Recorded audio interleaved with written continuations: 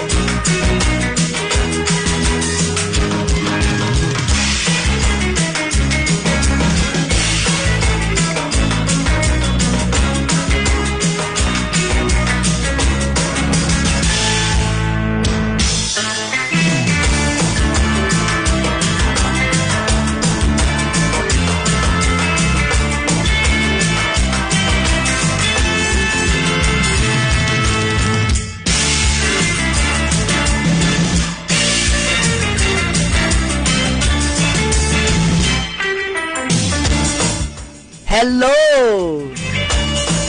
Yes, eto na naman po tayo. Yes, isang maganda.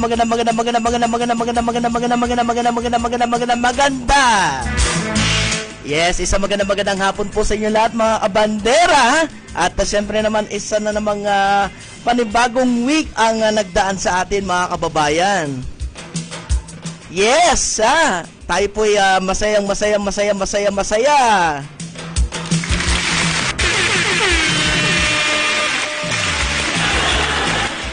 Okay, ayan So magandang hapon po sa inyo lahat mga kabandera. Eto na naman ang inyong kasama sa pagtambay na may kaalaman at kasiyahan.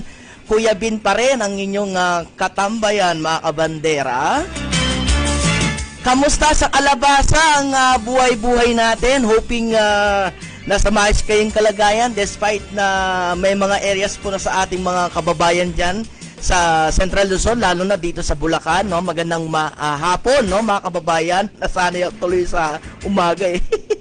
Joke lang po yun. Anyway, ayan so magandang hapon po muli. Ayan, kamusta po kayo? And hoping maging okay ang everybody. Saan man kayo naroon sa Pilipinas, Luzon, Visayas at Mindanao. At syempre, saan man kayo dako ng mundo, mula North, South, East, and West. Magandang umaga, tanghali, gabi, madaling araw. Yeah, sa mga kababayan nating OFW, magandang hapon. Kamusta po kayo dyan Saan man kayo naroroon sa buong mundo Kayo ba ay nasa mga kanya-kanyang trabaho? Or day off nyo man ngayon? Or meron bang anniversary, pesta, birthday o mga okasyon sa ibang bansa? Happy na dapat kayo Yes, live na po tayo dito sa ating page na Radyo Bandera Central Luzon 90.3 FM. Huwag po natin kakalitang i-like, follow, and share yung mga programa po natin, no? Yung mga programa ng himpilan mula umaga sa public service, sa tanghali naman hanggang gabi na po yan mga kababayan. At siyempre naman po, ito na ang inyong kasama sa pagtambay na may kaalaman at kasiyahan. Kuya Bin lang po ito para sa programa nga Kwentuhan with Kuya Bin. Yes, samahan niyo po ako mula alas 12:30 hanggang alas 4 po tayo ng hapon mga kababayan, mga kabandera. Ayan meron po, bago po tayo dumako sa ating pag-uusapang paksa, napaka-importante ng ating topic mga kababayan.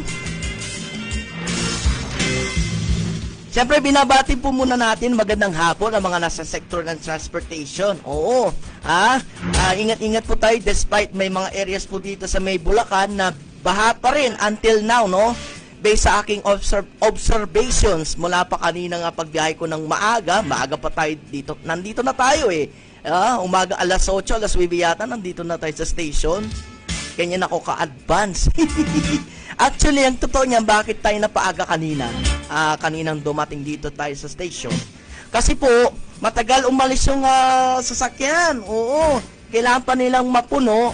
Kaya, yung tansya ko nasa loob ng 30 o 45, siguro mga isang oras, ganyan.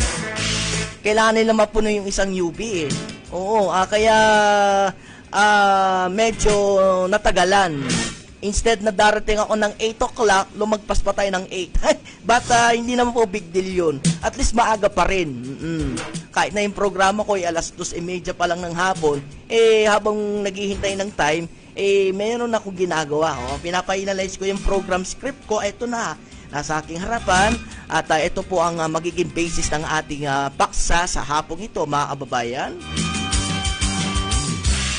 Siyempre, binabati rin po natin na magandang, siyempre, yung mga nasa sector ng transportation nga, magandang hapon po muli.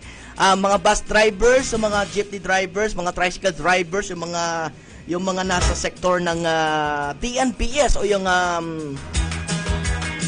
transport networking o transport vehicle networking services o yung mga alam natin, mga kilala, alam naman natin kung alin mga yan.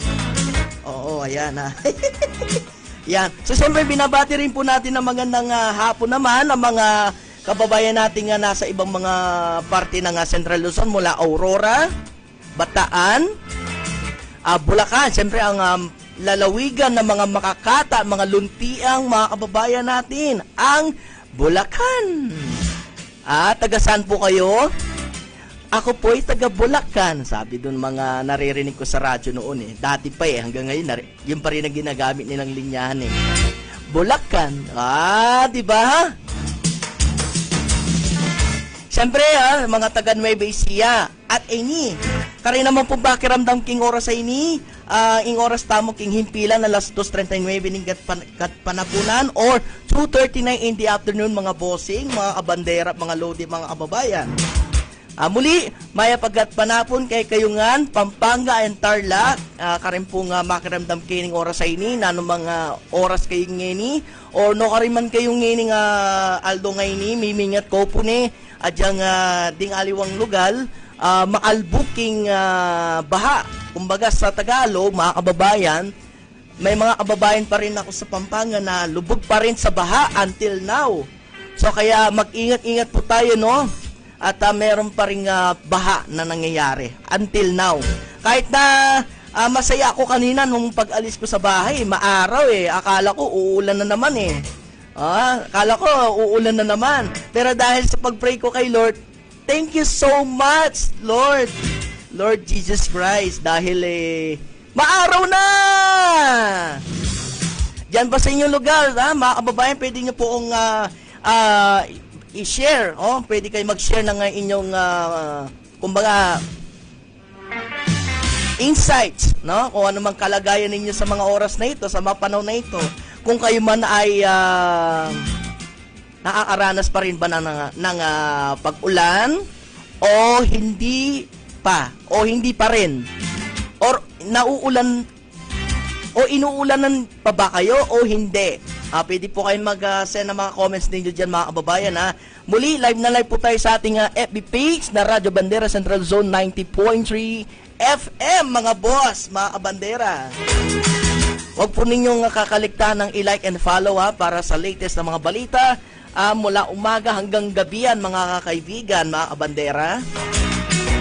Siyempre, sabayan rin tayo napapakinggan via Radio Dial 90.3 FM megahertz po yan sa mga talapihitan sa mga kayo naroroon, sa mga nakikinig sa mga kanya-kanya mga sasakyan na mga may maradyo. Abay, magandang hapon and ingat po kayo saan man kayo naroroon sa oras na ito, mga boss.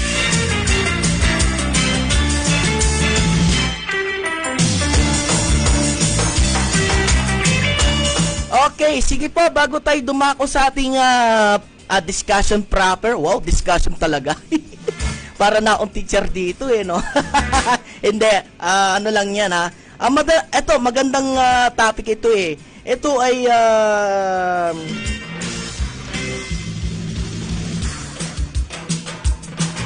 related to sa akin bilang isang aspiring broadcaster, bilang isang aspiring journalist. Napaka-importanting malaman ninyo. Malaman ko rin, malaman ninyo, at malaman nating lahat, mga kababayan, mga kabandera. Muli samahan ninyo ko hanggang alas 4 po ng hapon. Dito pa rin nga sa inyong paboritong istasyon, ang Radyo Bandera Central Luzon 90.3 FM. Basta radyo, i-bandera mo, mga boss, kabandera. Okay, sige. Bago yun, babati muna pala tayo ng happy birthday sa mga may birthday today. Simula nung August 14, kahapon at ngayon at sa mga susunod na mga araw. Bukas yan hanggang linggo. Happy birthday po sa inyo. Ito po ang birthday song para sa inyo.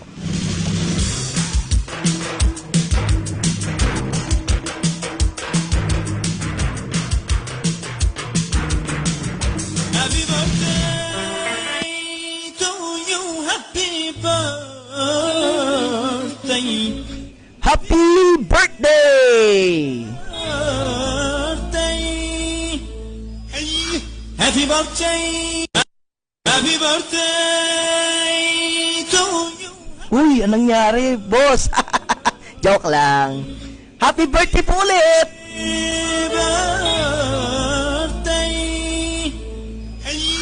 Happy birthday to you. Happy birthday. birthday to you. Happy birthday to Amani. Happy birthday to you. Happy birthday to Emily. Happy birthday to you. Happy birthday. Happy birthday. Happy Misyani burada bugün. Arkadaşın doğum günü kutlamakta toplamış bulunmaktayız. Happy birthday. Burada. Happy birthday to you. Happy birthday to you. Happy birthday. Happy birthday. Happy birthday to you. You.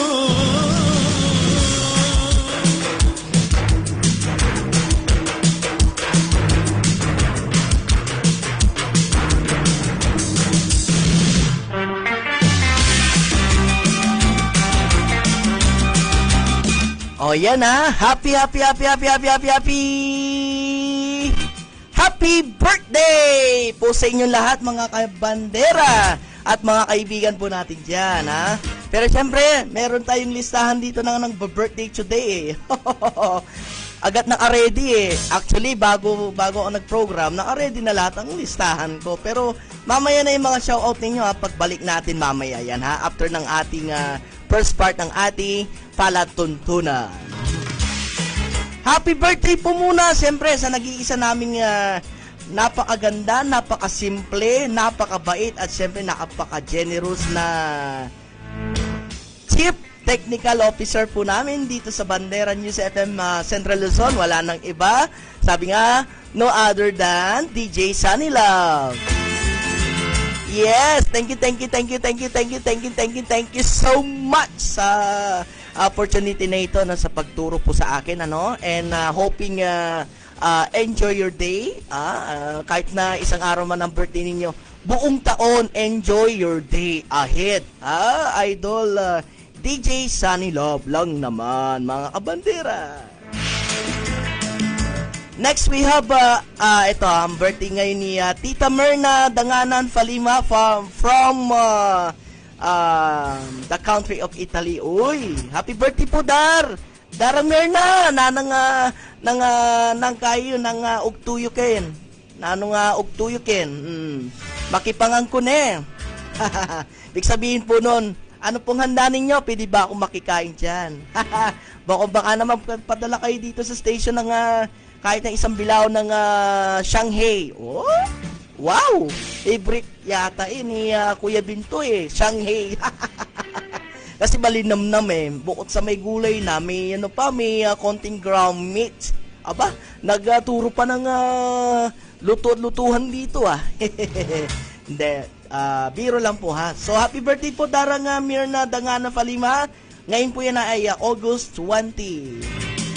Siyempre naman, next we have, siyempre kahapon to, si Miss o si Ate Cristalina Kibalyo. Happy birthday po, Ate Krista! Happy birthday po sa inyo, ha? Enjoy your day. At siyempre yung aking brother in Christ. Oo, yung aking pinaka-pogi pa sa akin. Wow! Wow, siya talaga. Lahat ba tayo pogi? Yeah, lahat tayo pogi Magagandang lalaki, magagandang babae. O, di ba?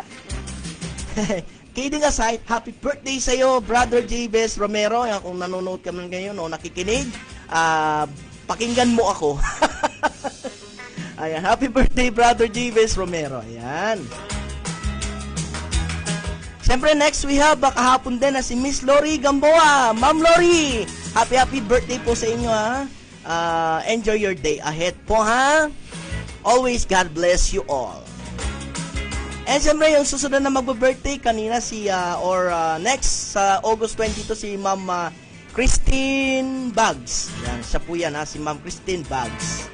August 22 po yan. Siyempre, susundan po ni Sir Tommy Dizon ng August 24. And nakalimutan kong isama yung papa ni Kuya Leonard. Kuya Leonard, happy birthday sa inyong tatay na si Sir Lorenzo. Kahapon po yan happy birthday po sa inyo. Sa lahat may birthday today, bukas, Sabado, Linggo, Monday and Tuesday, hanggang sa pag-program ko muli next week. Happy birthday! Naway pagpalain po kayo ni Lord ng abundant. God bless you abundant and bless, kumbaga, higit pa, more years to come, brother, and siyempre, more handa to come.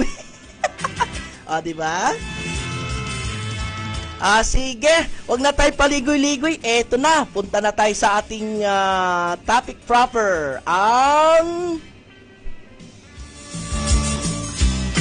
Eto na.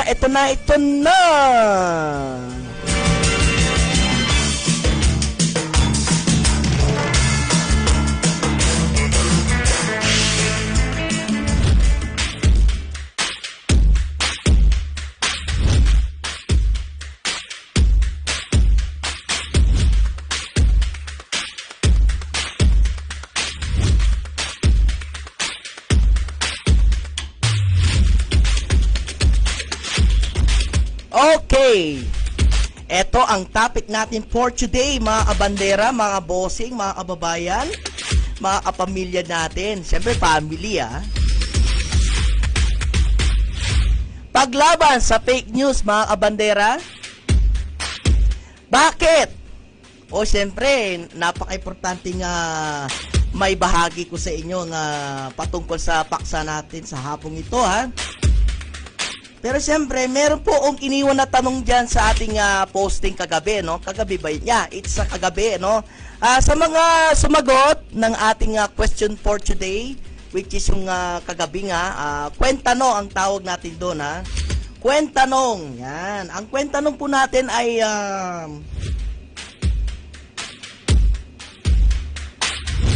paano mo malalaman kung eto, fake news ang nababasa mo? Ulitin ko lang po. Paano mo malalaman kung fake news ang nababasa mo, mga kabandera? Yan, tandaan nyo yan, madali lang yan. Sa mga ngayon pa lang nakakapanood, ngayon pa lang nalaman yung ating tanong, nalaman talaga no? Okay. Mari po kayong sumagot sa ating comment section ng ating live. Ito, inaabangan ko ngayon mga kasagutan ninyo Welcome po kayo sa ating palatuntunan sa hapong ito. Ayan, may mga nanonood na. Ayan. Oo. Mamaya na yan pagkabalik natin after the break. Later po yan Pero for the meantime, tuloy-tuloy na po tayo sa ating palatuntunan sa hapong ito.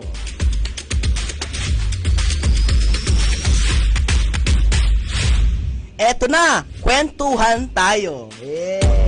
Diba, kwentuhan lang tayo. Ito, nandito tayo sa studio, nakukwentuhan, may mikropono, may music, may cellphone, may monitor. Saan ka pa? Ako lang mag-isa dito. Pero siyempre, sabi nga ni Lord, walang mahirap. Walang mahirap sa Panginoon lagi. Mga bossing, mga kabandera, tandaan po natin yan. Anyway, eto na. Proceed na po tayo.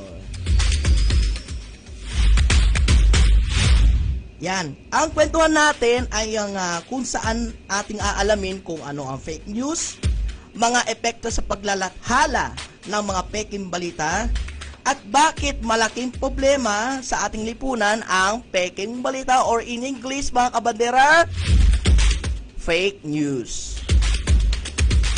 Okay? Eto na. Ano ang fake news? Siyempre, alam naman natin, kahit ako alam ko, pero merong kahulugan nito o meron akong nakalap na information na ito yung pinaka-main definition of fake news.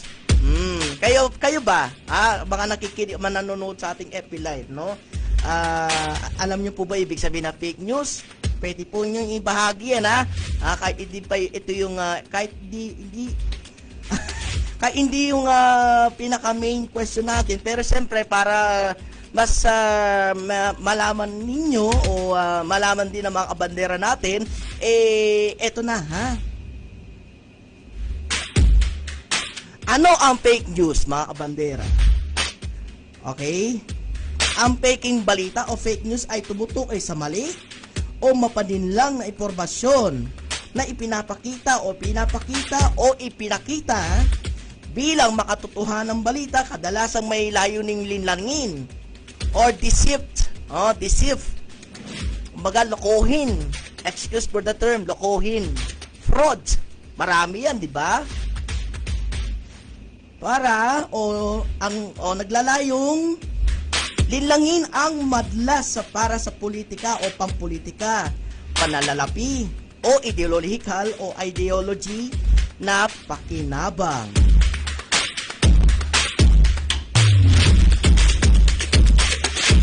Ayan. Sa madali po salita, ang peking balita ay maling impormasyong nagpapanggap na totoong balita upang mapaninlang o malinlang o maka-impluwensya sa pag-iisip at desisyon ng mga tao.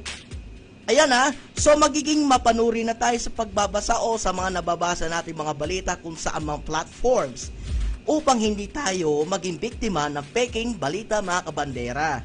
O yan, tandaan po natin yan Kayo dyan, ako, may mga kilala akong ganyan Hindi ko na pwedeng babanggitin, pero marami akong kilalang ganyan at mga nababasa pa.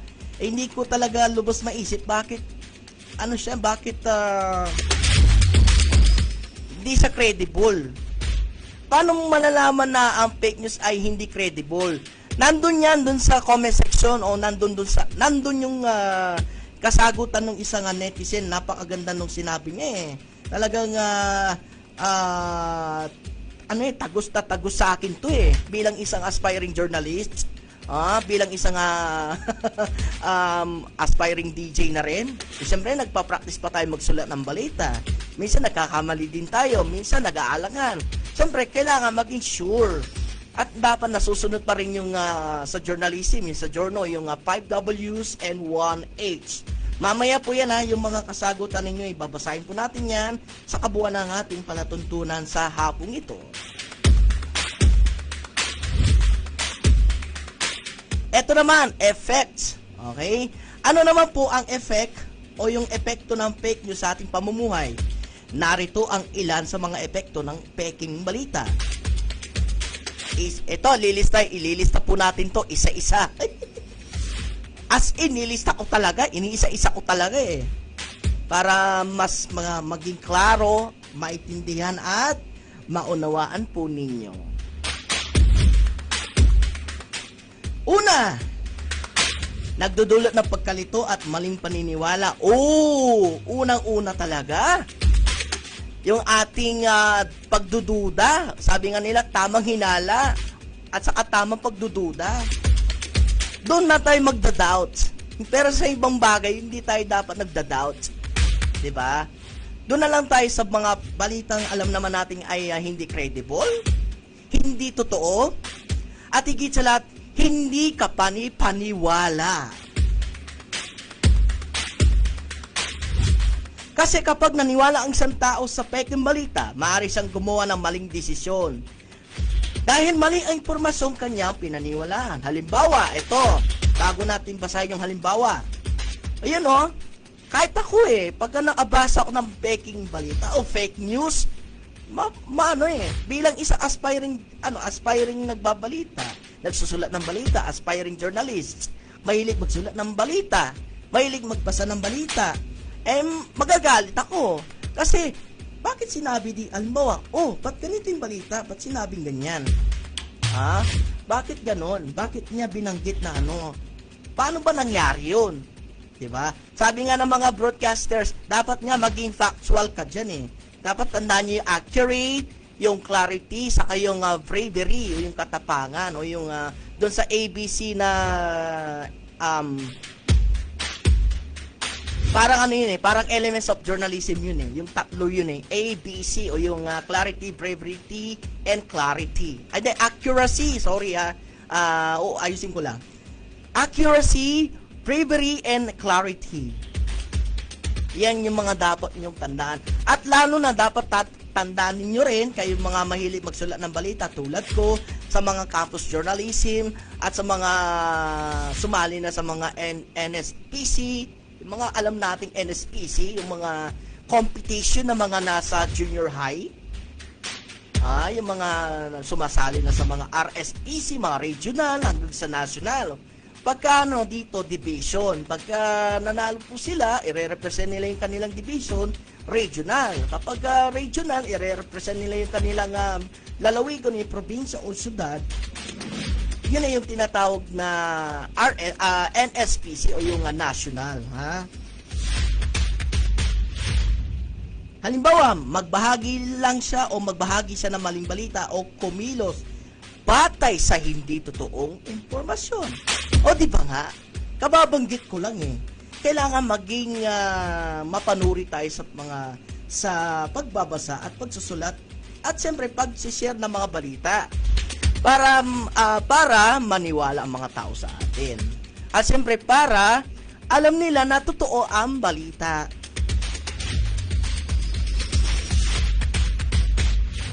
Ikalawa, second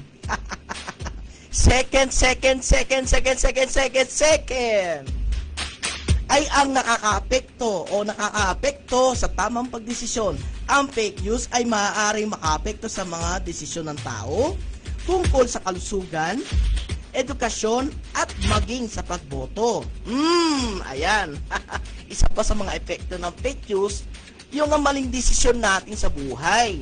Kasi nga nagpadisip na nga tayo nagpalinlang na tayo nagpalinlang na tayo So dapat maging aware na po tayo ng matindi. Ganun lang po kasimple yan, mga kabandera. Kapag mali ang impormasyong pinagbabatayan, maaaring mali rin ang maging pasya ng isang tao. Di ba nga? Alam mo, example ko na lang yung sarili ko, may nabasa akong balita. Siyempre, magdududa ako, sasabihin ko doon. Totoo ba to? It is true? Credible ba to? Accurate ba to? Sige nga, ma-search nga. Yung mga ganon, yun yung mga tanong ko sa isip ko. Siyempre, minsan nagtatanong din ako sa mga senior journalist din, na mga kilala ko. Shout out po sa inyo mga journalists! Yan, ina-appreciate ko po kayo lahat po kayo sa Pilipinas, mga idol ko, Pero kidding aside, dapat maging strict na po tayo sa pagpili at pagbasa ng mga balita. Para na sa ganon, hindi tayo maging biktima ng fake news.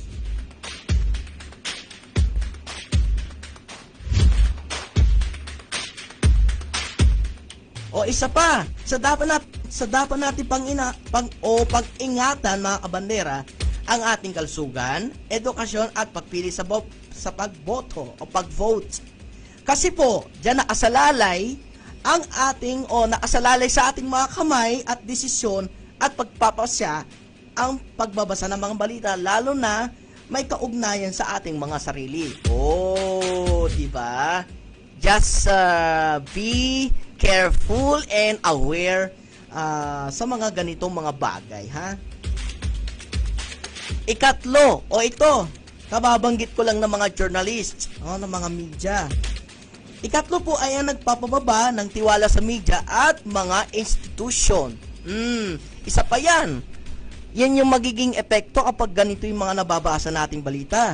Ay, alam niyo po ba, mga kabandera, habang ako nag-i-scroll sa FB, meron ako nabasa ng isang article ng isang online news agency. Hindi ko na po i-mention, pero nabasa ko yun. Nung pagbabasa ko, meron akong nabasang komento coming from one municipal LGU doon sa Pampanga na ikinilaro yung mga bagay-bagay. Sabi ko, fake news yata ito. Kasi naglabas sa statement yung kanilang yung kanilang LGU about dun sa isang issue na yun no? Sabi ko, sige, maging maging aware na ako dito. Di ba? Ganun po talaga. Ganun po talaga ako Masasabihin ko sa mga kakilala ko, uy, ano ba? Fake news ba yan? Totoo ba yan? Yung mga binabasa nyo? Sigurado ka, bakit ganyan? Dapat basahin mong mabuti yan. Mag-search ka rin for sure. Parang lang yan sa thesis, RRL. Wow, nag-thesis sa on air.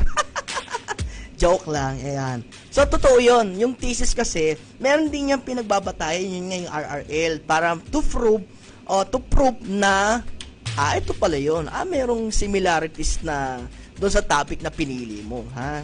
Yun po yung tanda ng mga nagtitesis, katulad ko. Ayun, kababasa ko lang dito sa parang next slide to eh. Mga bandera, sa pagbabasa pa lamang ng mga balita, doon mo malalaman kung gaano katotoo at katiwa-tiwala, or in English, 2 words, credible and accurate. Sa panahon ito, madaming lumalabas na mga balita na masasabi natin hindi totoo dahil hindi, letter F, factual and accurate, ang impormasyon na ating nalalaman o ang ating nababasa. So, we can get information from RS. Ano yung ibig sabihin ng RS? Hindi yung motor, reliable sources. Iulitin ko lang, mapapakatiwalaang source. Kaya nga may mga napapakinggan tayo sa radyo o sa mga napapanood natin sa TV. Ayon sa magpagkakatiwalaang source sa ganyang bagay. 'Di ba? Ganyang balita. Kasi galing sa totoong legitimate na source, Yun po yung tandaan po natin, mga kababayan at mga kabandera. Siyempre, ika-4 naman po ay nagpapalaganap ng takot, galit at pagkahati-hati o pagkakahati-hati ng opinyon. Isa pa yan. Bakit? 'Di ba? Nagbasa ako ng isang article, nagalit ako. Sabi ko, bakit ganun? Totoo ba ito? Bakit ganun yung pagkakasulat nila? Maganda naman yung pagkakapost ng nila, pagkakasulat ng balita. Pero bakit may naglabas ng statement? Example ko lang yung sinabi ko kanina tungkol do sa isang online news na agency na yun. Pero hindi ko babanggitin yung name para respeto na lang din sa kanila, okay? Pero bakit ganon? Napatanong ako sa isip ko, bakit may mga nagbalita na ganito tas merong naglabas sa statement?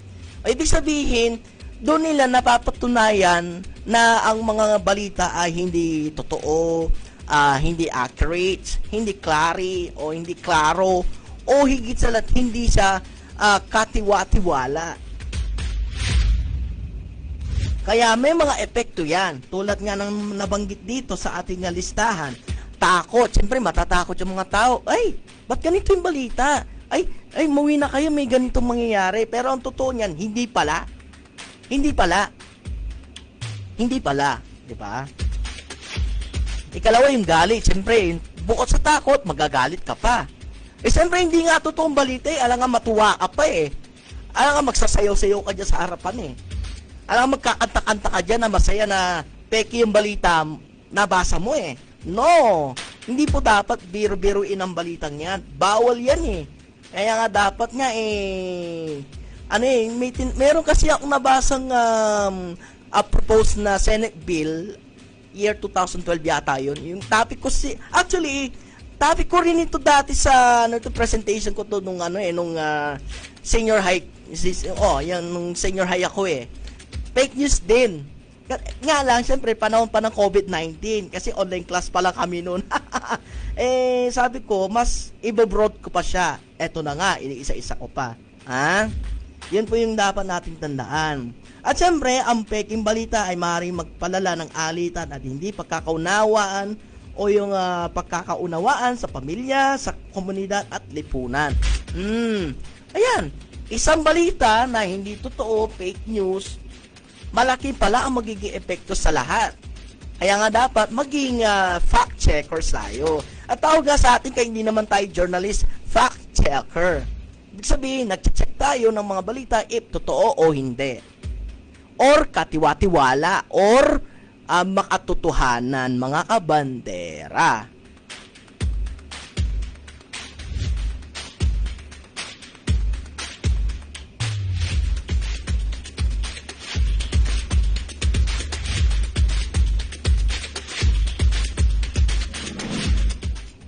O, di ba? Ang fake news ay nagdudulot ng takot, galit at pagkakahati-hati ng opinyon dahil hindi nga siya totoo at katiwa-tiwala. Kaya huwag tayong matakot sa fake news. Matuto tayong maging mapanuri sa bawat nababasa natin mga balita o news items.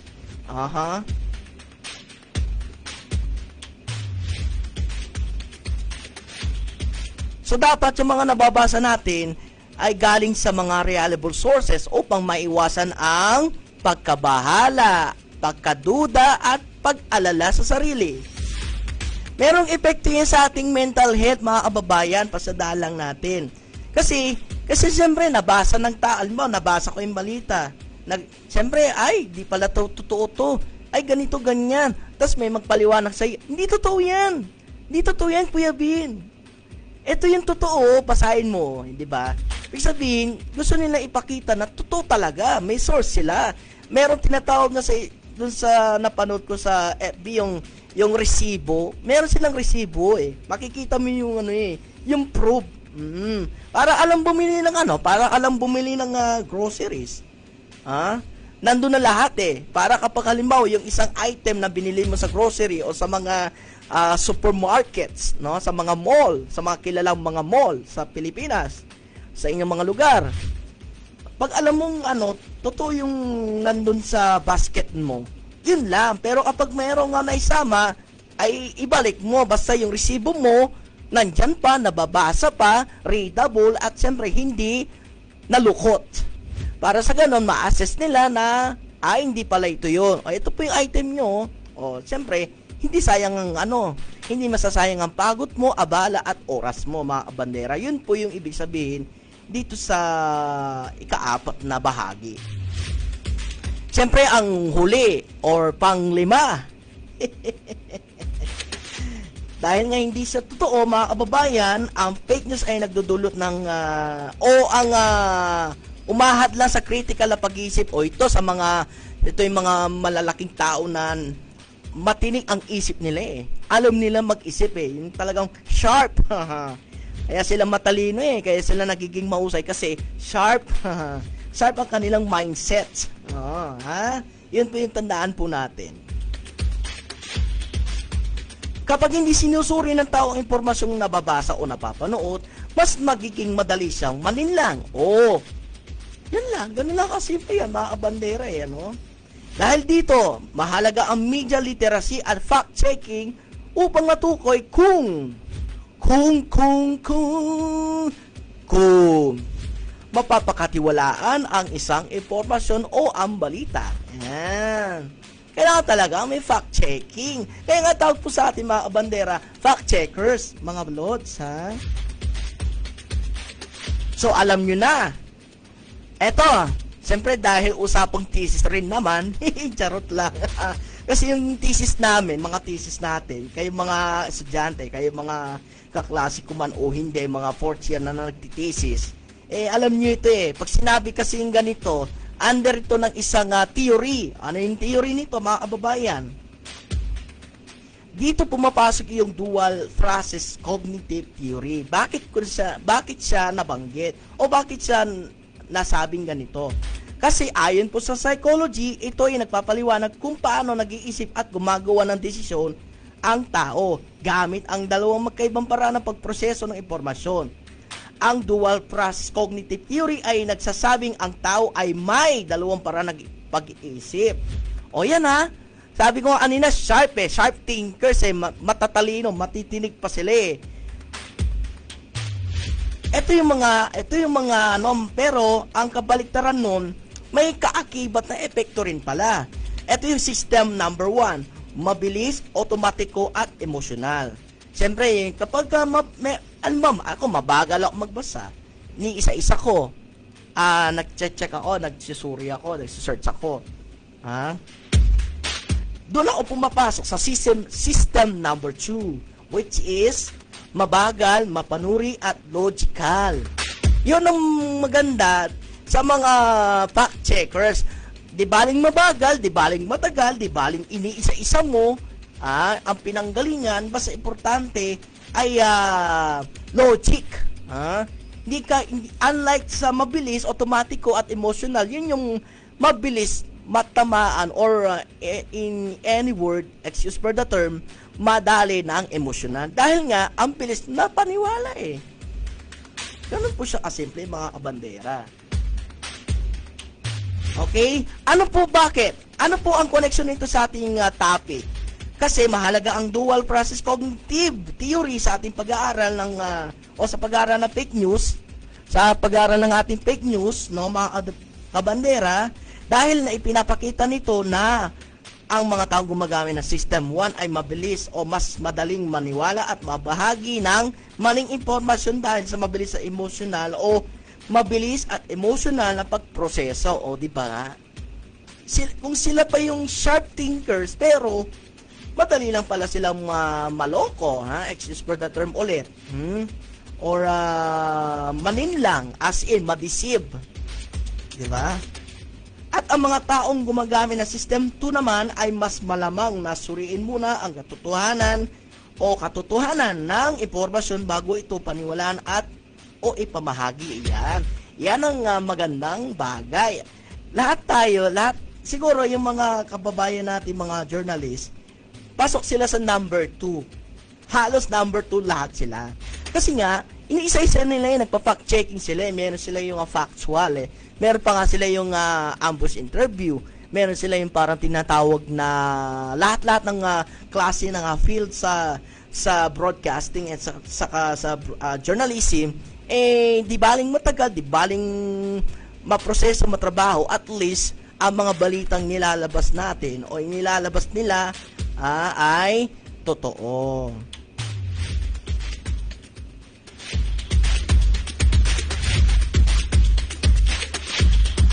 O siya, mga kabandera, sa ating pagbabalik, siyempre naman, wait lang po ha. Magbabalik po tayo sa ating palatuntunang kwentuhan with Kuya Bin, makalipas ang ilang paalala. Siyempre sa ating pagbalik mamaya, pagpapatuloy natin. At siyempre meron tayong ibabahaging mga rate, no? Ang tungkol dito sa paglaban sa fake news. At siyempre tuloy-tuloy na po tayo sa ating Tip Talks! Makalipas po ang ilang mga paalala ng ating himpilan. Stay tuned!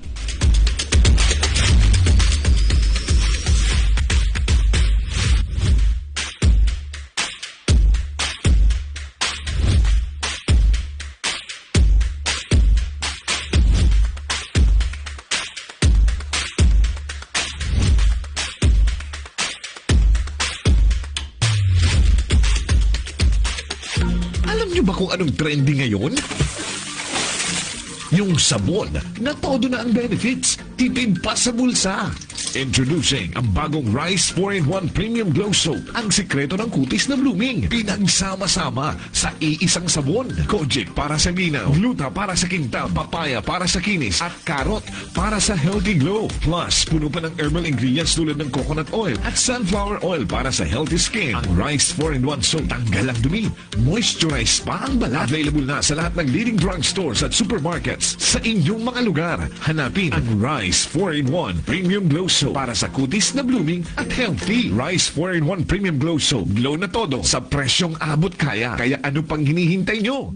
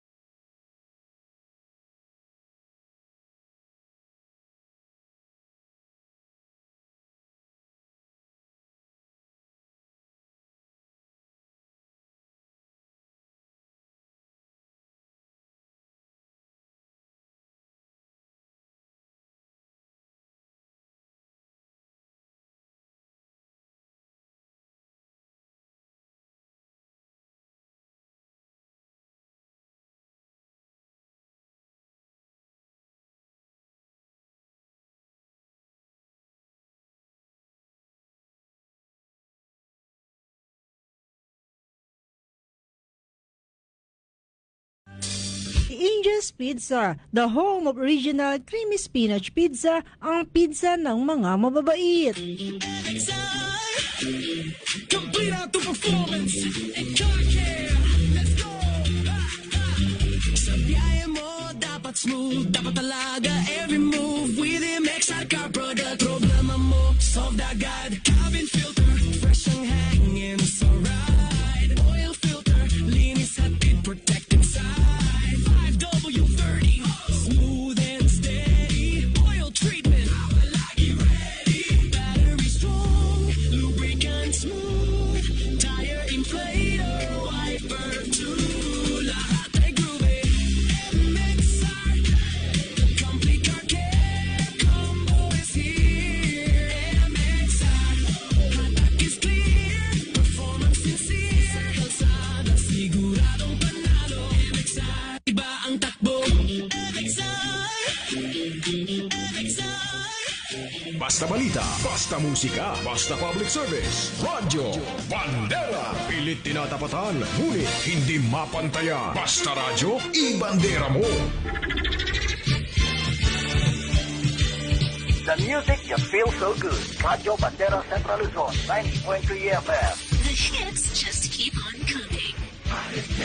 We got more hits for you.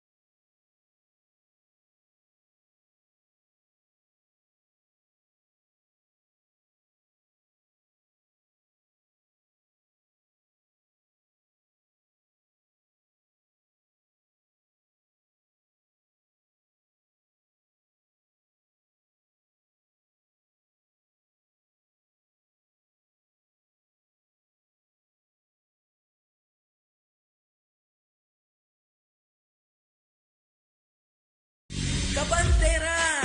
Halina't makipagkwentuhan, maaliw at masiyahan sa bawat paksa na dapat pag-usapan. Kasama si Kuya Bin sa programang Kwentuhan with Kuya Bin. Alas 12:30 hanggang alas 4 ng hapon. Dito lamang yan sa inyong paboritong istasyon, ang Radyo Bandera Central Luzon 90.3 FM. Basta balita at musika, i-bandera mo. Basta radyo, i-bandera mo. Kwentuhan with Kuya Bin na.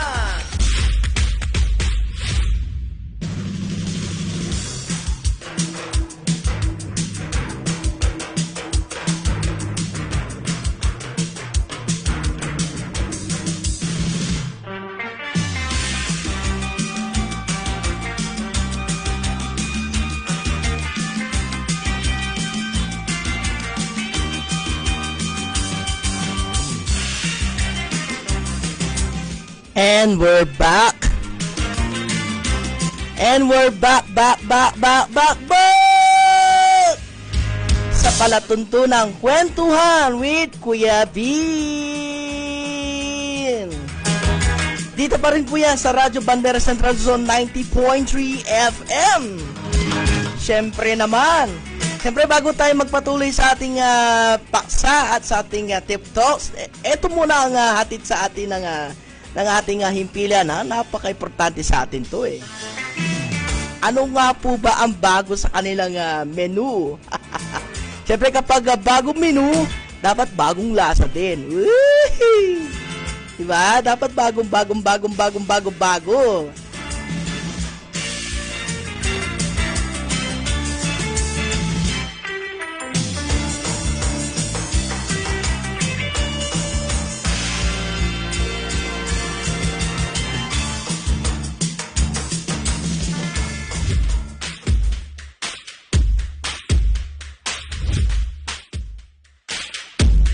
Yes. Okay. Ano ang bago sa kanilang menu, mga kabandera? Siyempre, eto na.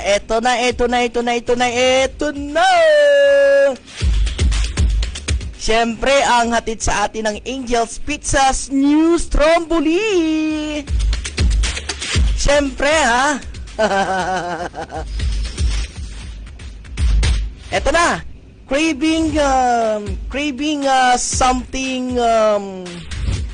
something cheesy, meaty, and extra satisfying. Siyempre naman, eto na, tignang mabuti ang the new Stromboli from Angel's Pizza. Ayan, tignan niyo sa inyong mga screen, mga kabandera. Siyempre naman, ano ang kanilang mga flavors, mga kababayan, mga kabandera? Una-una, siyempre sa mga mahilig sa beef and bacon. Beef na bacon pa. Oh, mas masarap, mas meaty na, mas yummy. Beef and bacon Stromboli loaded with savory beef, crispy bacon, and ooey gooey cheese. Siyempre ako, mahilig ako sa cheese dito, mga kababayan, mga kabandera. Oo. Siyempre naman susunod, all meat Stromboli packed with delicious meaty goodness in every bite. Kung kayo o ako na hindi mahilig sa cheese, pero both, ne, joke lang po ang mga managers ng Angel's Pizza Ayan, iulitin ko lang all meat Stromboli packed with delicious meaty goodness in every bite. Kumbaga sa huling butil talaga no? Huling dulo ng ating kinakain ay lasap na lasap pa rin ang meaty ng all meat Stromboli nila, siyempre ito, vegetarian style, mga vegan style, mga mahilig sa gulay.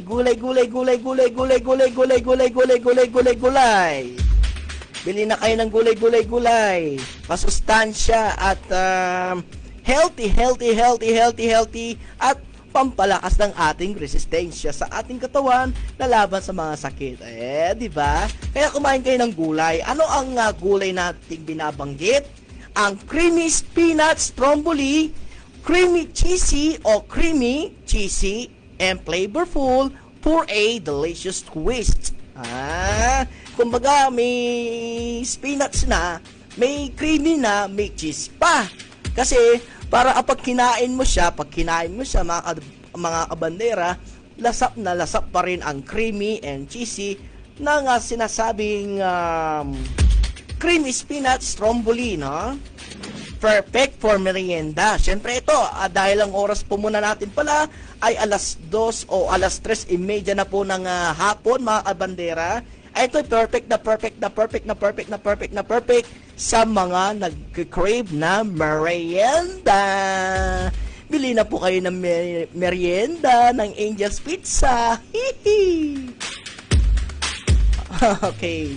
Perfect for merienda, snack time, or anytime cravings. Oy, anytime cravings pala. Pwede pala kayo kumain ng kahit na hating gabi, madaling araw. Nasa sa inyo yan, oo. Pwede pa kahit birthday nyo yan, mag-order kayo ng maraming stromboli. Ay, tsak ako'y naniniwala, busog po ang ating tummy. O, in Tagalog ay tiyan. Siyempre, don't just roll with the usual. Try the new stromboli of Angel's Pizza for only 3 or 139 pesos only.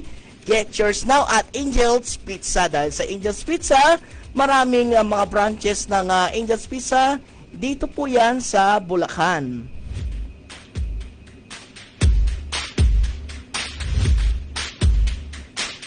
Narito po mga listahan ng mga branches ng Angel's Pizza na maaari ninyong puntahan kung kayo ay malapit sa mga sumusunod na mga lugar. Marilao, May Kawayan, San Jose del Monte, San Miguel, Santa Maria, at higit sa lahat, ang mga taga-Baliwag. Mga taga-Baliwag. Yan punta lamang kayo sa Watermark, Baliwag City, Bulacan. Yan, iulitin ko lang yung mga branches ng Angel's Pizza. Kung kayo may malapit sa mga lugar na makakibabanggitin muli. Marilao, May Kawayan, San Jose del Monte, San Miguel, Santa Maria, and Watermark, Baliwag. Kaya naman sa Angel's Pizza, mga kabandera, ikaw na. Bibili ka na lang, mag-order ka na lang, kakainin mo na lang ang kanilang pinakabago sa kanilang menu, ang Angel's Pizza's New Stromboli Kabandera. Order na kayo sa kanilang mga branches. Dito lang yan sa Bulacan.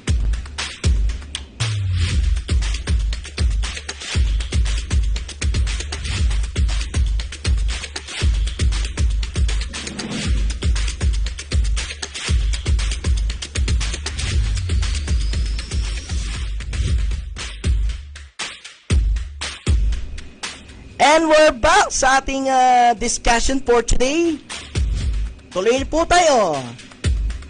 Alam niyo po bang 7 sa 10 Pilipino ang fake news ay malaki o na ang fake news ay malaking problema?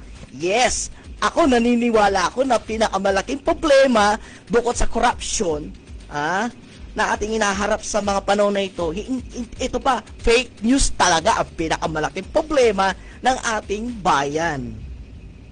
Yes, ayon sa survey ng Pulse Asia na isinagawa sa 2,500 respondents mula June 28 to July 3 at July 6. Nakita sa survey na 72% ng mga Pilipino na malaking problema ang fake news, habang kontra naman ang Pilipino na may 4% o 4% na hindi malaking problema. Sa madaling salita, mga kabandera, 72% ng mga nasa 2,500 respondents nakikita ang fake news ay malaking problema, lalo na ngayon sa digital age or new modern era. Laganap pa rin hanggang sa mga panahon nito ang pagpapakalat ng fake balita na maaaring makaapekto sa ating pamumuhay at pagpapasya. Kita nyo yun? Sa 2,000 plus na mga respondents, 72% mas malaki ang paniniwala nila na ang fake news ay malaking problema. Kontra yan sa 4%. Sabihin na lang natin kalahati ng populasyon, kalahati porsyento ng ating populasyon. Malaki ang paniniwala nila ang fake news ay malaking problem sa ating bansa bukod sa corruption, fake news pa rin. Nandyan pa rin yan. Samantala, sa 41% ng mga internet users ay internet users ay malamang na maniwala sa impormasyong maraming nagsishare. O no? Mas marami daw palang naniniwala sa mga maraming nagsishare ng information. Talaga? Habang 35% naman ang tumitingin, mga kabandera, sa pinagmulan ng balita, at habang 33% naman ang umaasa sa sariling paniniwala. O diba? Mas lamang ng ilang porsyento ang nagre-rely o nagbe-base sa shared information kumpara sa pinagmulan ng balita. Tapos dadagdagan pa yung sariling paniniwala lang nila. Mas mababahala po tayo dito, mga kabandera sa ating paniniwala lang kung walang malinaw na factual and accuracy information, ang gaya ng aking binanggit sa mga listahan sa naunang list. Dapat hindi tayo ganon.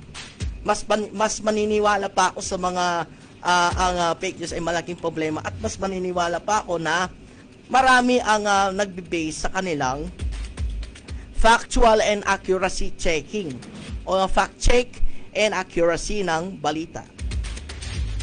Dahil mabilis kumalat ang maling impormasyon sa social media, mas mahalaga ang media and information literacy, fact-checking at critical na pag-iisip. Ang pinakamahalagang tanong bago paniwalaan o ibahagi ang advokasya o ang anumang impormasyon ay, totoo ba ito? Totoo ba ito? Kahit mangungulit pa ako dito, kahit uulitin ko tatanungin ko talaga kayo yung mga gumagawa ng fake news. Totoo po ba to? Kayong Kapampangan, totoo yan totoo po ba to? Yung mga ganon. Yon, dapat may palaganap ang advokasya na kontrain ang pagpapakalat ng peking balita, at dapat maging mapagtanong tayo o magtanong sa ating sarili na kung totoo ba ito. Diba? Kasasabi ko lang o katatanong ko lang totoo po ba to? Sir, totoo ba to? At dapat tayo magtanong, kung totoo ba to? Kung ito ba ay credible? Di ba dapat ang mindset natin ay